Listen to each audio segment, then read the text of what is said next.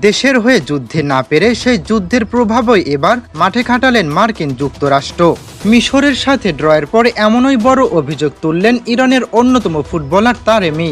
শেষবাসী বাজার পরেও যে ম্যাচের আলোচনা থামে না, সেটিই সত্যিকারের অর্থে সবথেকে বড় ম্যাচ।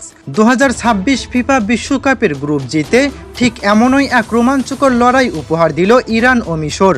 90 মিনিটের টান উত্তেজনা, মিস হওয়া পেনাল্টি, দুর্দান্ত গোল, অসাধারণ গোলকিপিং আর শেষ মুহূর্তের বিতর্ক, সব মিলিয়ে ম্যাচটি শেষ হয়েছে 1-1 গোলের সমতায়।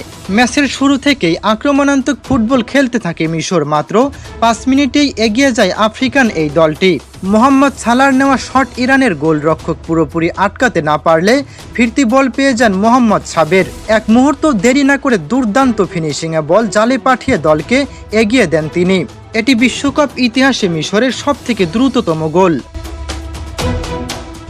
গোল হজম করার পরই দারুণভাবে ঘুরে দাঁড়ানোর সুযোগ পায় ইরান। 9 মিনিটে পেনাল্টি আদায় করে নেয় তারা, কিন্তু তারকা স্ট্রাইকার মেহেদি তারিমের শট অসাধারণ দক্ষতায় রুখে দেন মিশরের গোলরক্ষক মোহাম্মদ এল শোবের। সেই মুহূর্তে ম্যাচে নিজেদের লিড ধরে রাখে মিশর, তবে ইরানও হাল ছাড়েনি। মাত্র 5 মিনিট পর অর্থাৎ 14তম মিনিটে সমতায় ফিরে তারা। মিলাদ মোহাম্মদের শট গোলরক্ষক ঠেকালেও বল পুরোপুরি নিয়ন্ত্রণে রাখতে পারেননি তিনি। সুযোগ বুঝে ফিরতি বলে ঝাঁপিয়ে পড়েন রামিন রেজাইয়ান এবং জোরালো শটে বল জালে জড়িয়ে দেন তিনি। প্রথমার্ধ শেষ হয় 1-1 গোলের সমতায়। দ্বিতীয়ার্ধে দুই দলই জয়ের জন্য মরিয়া হয়ে খেলতে থাকে। বলের দখলে স্পষ্ট আধিপত্য ছিল মিশরের। পুরো ম্যাচে তারা 62% বল নিজেদের নিয়ন্ত্রণে রেখেছিল, যেখানে ইরানের দখলে ছিল মাত্র 38%।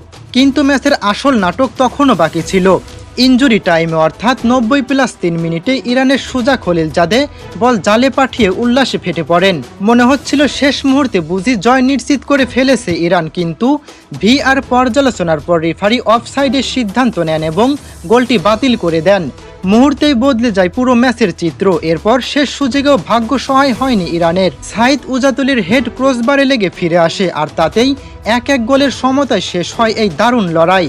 এই ড্রয়ের ফলে 5 পয়েন্ট নিয়ে গ্রুপ রানার্স আপ হিসেবে নকআউট পর্বে নিশ্চিত করেছে মিশর। অন্যদিকে 3 পয়েন্ট নিয়ে ইরানকে এখন গুনতে হচ্ছে অন্যগুলো ম্যাচের ফলাফল। তবে ম্যাচ শেষ হলেও সেই বিতর্ক এখনও শেষ হয়নি।